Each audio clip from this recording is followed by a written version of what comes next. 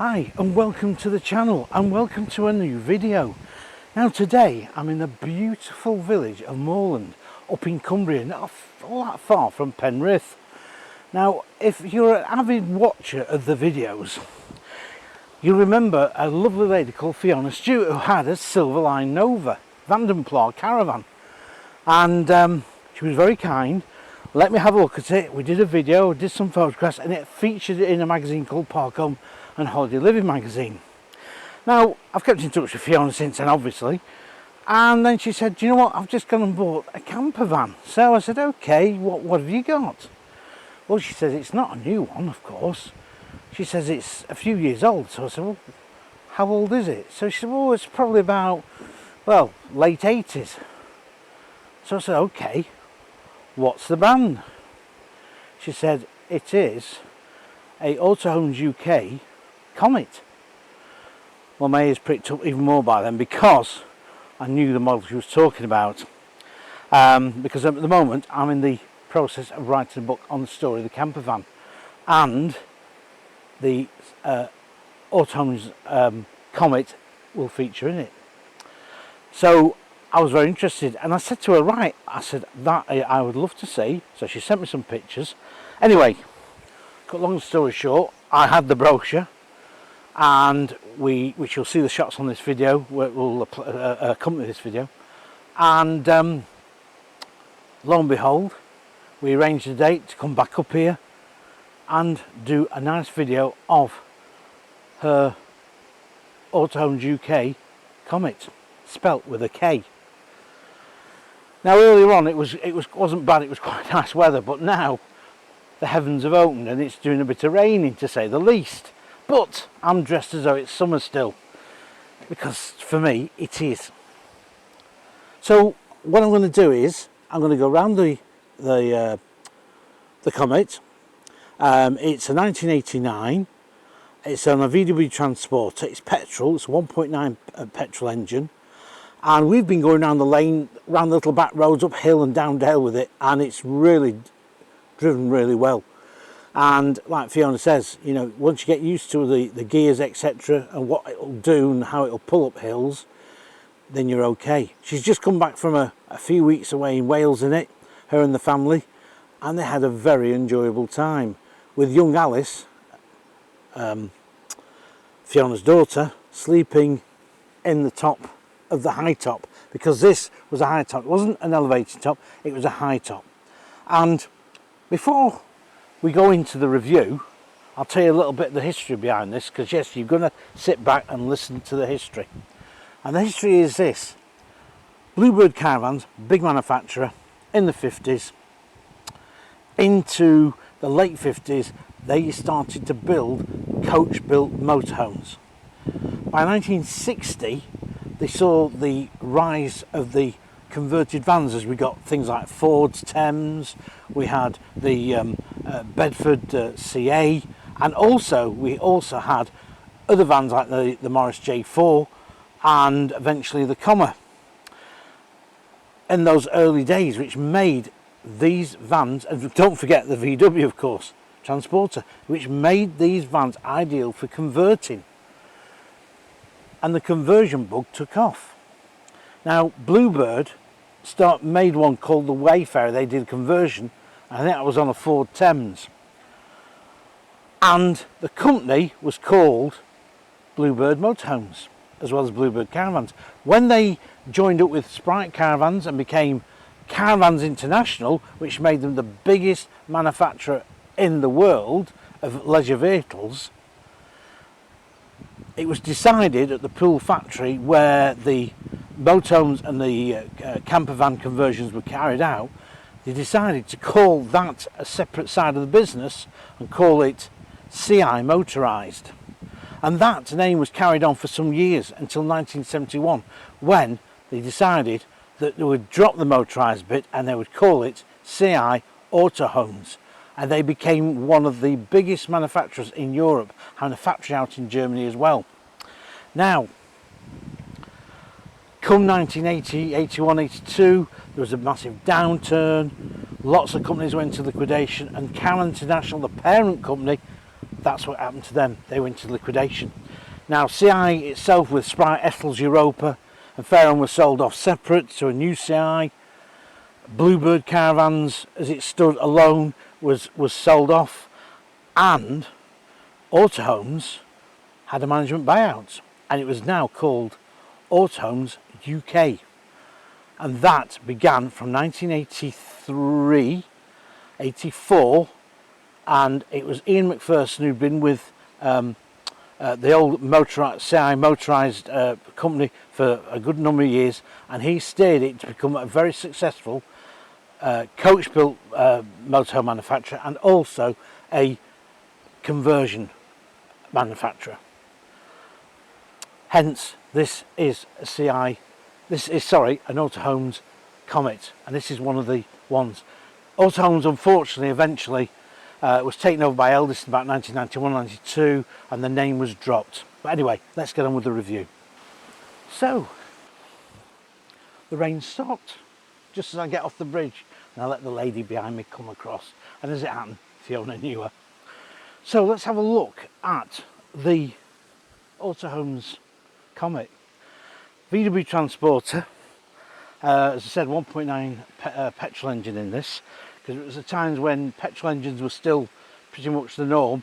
Diesels were non-turbo, so were very sluggish, so they weren't particularly very popular. But let's have a look inside. I'm going to get Fiona to tell me a few of the things. We're going to have a little interview with her. But first of all, let's go inside.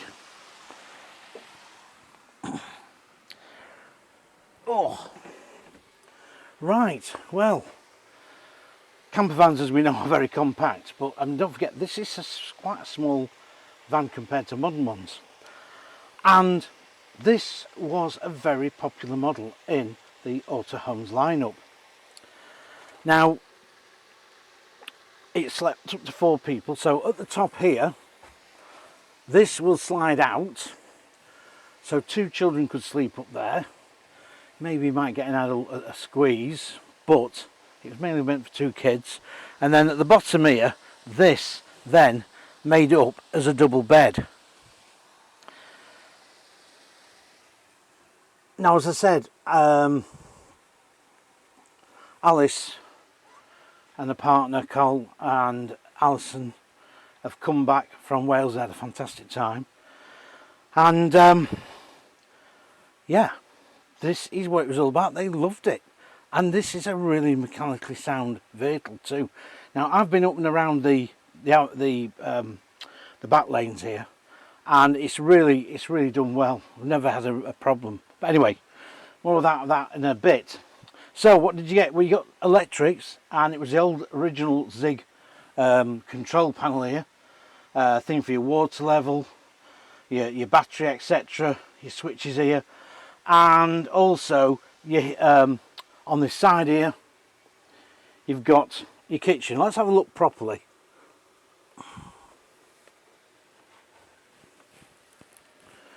Right. So you got here. I'm messing this up for Fiona. That does hold back, I believe. You've got a little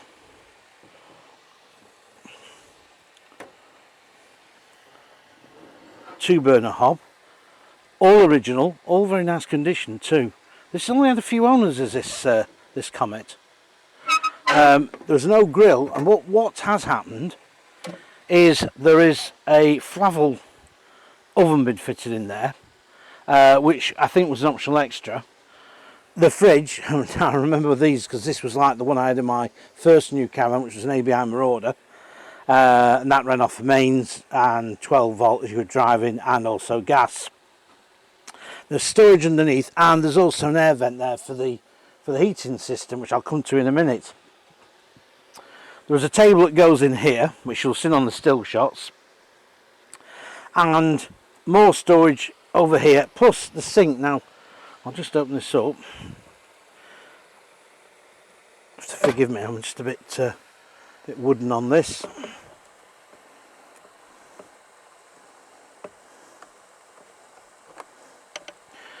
Got a sink here, which was obviously enamelled, and this is, I mean, this is in absolutely really first class condition, it really is. And it still feels very, this feels still sturdy, what, 30 odd years on, and it's still feeling still as though there's still a lot more years left to run. That's your little draining area for your dishes. I think it's quite good. And here was a little vanity thing, so you could look at yourself in the mirror there. Some more storage at this back end here, and your wardrobe at the back there. And here is the Pro heating system, which powered through the air vent down there, as I showed before. There's been a few extra plug sockets added into this, of course, as is normally the case, isn't it, with anything that's a few years old. People add more sockets. Very original 80s fluorescent light there, and these double glazed units, they do open to let some air through. Plus you've got a roof vent at the top here too. There's more little cubby holes in. There's one here that houses the little Thetford cassette loo. Some more storage underneath there, and of course storage at the top here too, and also at the back end, and very much an original 80s spot lamp at the back. The curtains of course aren't original, that doesn't matter, they actually suit it well. And of course this blue has been painted by a previous owner at some stage. Now if you're a purist, you'd just say, well actually that should be left the wood, and I'd probably say yes, I would do that. But then again, it's really up to the previous to the current owner, which is Fiona, and she thought about putting it back to the original wood grain type finish, but she thought, no, it looks pretty good. I suppose really have to agree. At the top here we've got more storage. Now as an optional extra you could put a telly up the top here, a little black and white telly. That was what the idea was. And again we've got the typical 12-volt fluorescent light, and this, look, and now you put your wine bottle in there and some glasses. Again, some more storage there, and I have to be careful because my arm's a bit dicky today. Is to pull this away, and that's where you put all your cups and things. Pretty natty. And when it comes to the front end, the cab is really very, very original. I think it's really very clean, and I'll tell you something, it's a spacious cab at the front here, and it's very typical 80s. There's no doubt about it. There's no powered steering, so you've got to be pretty strong. I do remember those days, unfortunately. But do you know what? We've gone down the back roads and it's been very, very comfortable. And all the seating is original. It's really nice and clean. She looked at several camper vans before choosing this, but she said this one really did shout out at her. I can see why. Well, I'm going to have a word with Fiona in a minute, but I'm just going to have a quick sort of little summary really. The waterfalls at the back there. Beautiful, beautiful village is Moorland. Anyway, let's have a little chat about this.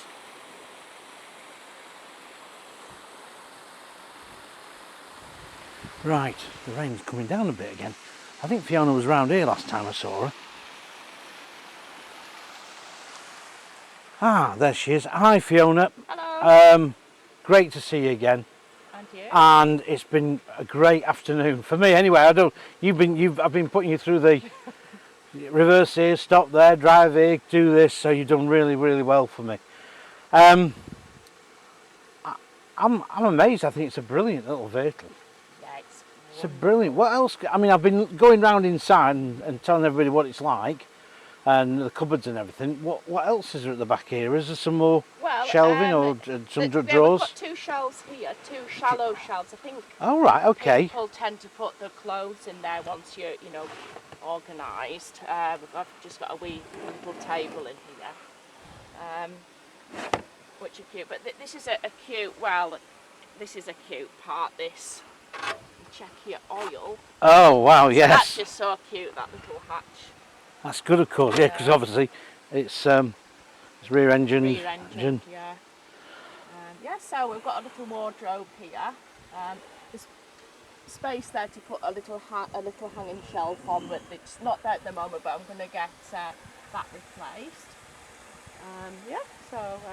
So you've been away with it yes. in Wales, I was telling everybody. So yes. how did that go? Fantastic. Yeah, we stayed in it for 8 nights, and we had the choices of pictures. We could go on the top of this field where we could see the sea, or down in the bottom where we were last year, where you couldn't see the sea. So I thought we'll go on the top, but I did forget to take my levelling ramps, so we weren't level front to back or side to side. Oh dear, that could have caused a few problems. So we did gradually at night. We did gradually kind of slip forwards, but we had to it's quite funny. So we had a big drive-away awning, a 380 by 380 on the side. So we had our that'd be handy. That'd be handy. Yeah, and we had really good weather, so we were quite often just outside. You mean you had good weather this summer? Yes, we did. So where else did you go, Fiona? We went to a little campsite near to Scythe, and that's near Aberporth, which is about 10 miles from Cardigan. Oh so right, it's on okay. The Welsh coast. It's a lovely area. I love going down that area actually. So it's about 3/4 of the way down the Welsh coastline, and there's four really good beaches all within about 5 miles. So we were out at the beach every day with our bodyboards and paddleboard. Well done. Absolutely great fun. Well done. So, hence the coastal themed cushions. Right. Yes, I saw that. Yeah. So, the little silver line, that's not going to be forgotten though, is it? No. Oh no. Yeah, so that's it. It's in kind of foster care. That's in foster care. With my daughter's auntie Tracy, so she's looking after it really well. And, oh, that's good. That's good. At least that's. Still use it occasionally, you know. Yeah.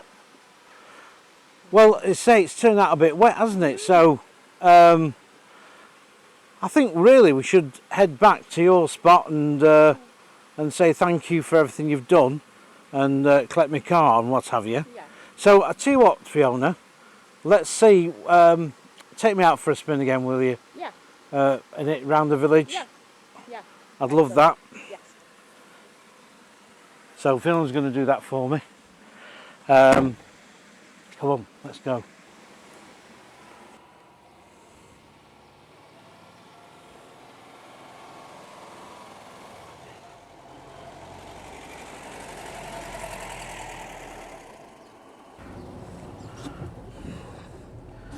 Well, this is incredible. It really is. I mean, I've had a bit of a drive around before, and it's really good. Fiona, what's it like to drive with no powered steering?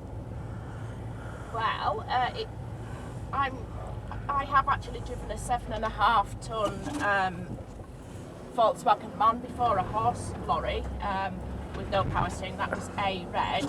So I've driven a big vehicle with no power steering, and I love it. I absolutely love it. I wouldn't dream of putting a power steering pack on it, because it's part of the charm of having an old vehicle. And it's absolutely fine. There's no problem at all to drive it with no power steering. Well, I think my first car that had powered steering would have been I'm